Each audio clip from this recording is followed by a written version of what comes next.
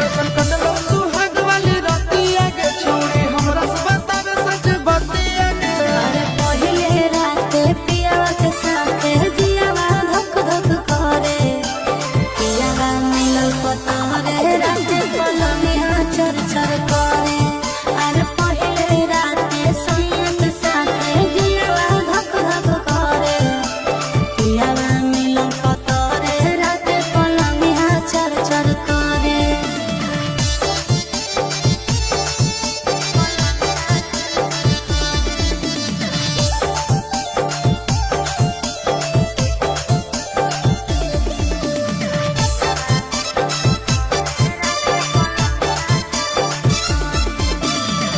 कोरा में सटा के पियावा दियावा गोताया रे, घूंघटा उठा के सैया जतरा बनाया रे। मुँह देखाई में छौड़ी कुछ मिला लौके ना, तोर जवानी के पानी में फूल खिला लौके ना।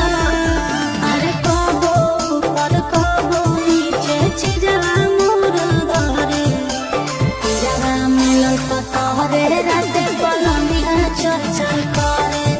अरे पहिले राते पियावा के साथे जियावा धक धक करे, पियावा मिलल पतरे राते पलंगिया चर चर करे।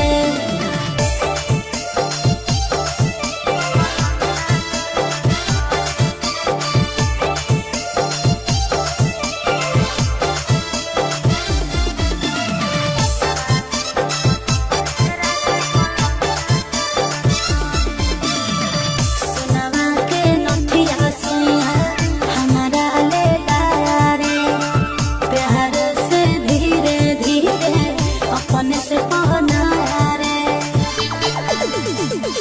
कि नंदन राशि सखी सतोरा कहिला कौके ना, छदन गोठावा जुठाई के हिस्सा देला कौके ना। अरे कच से जे टच कैला कहू जियावा मन हो रे, पियावा मिलल पतरे राते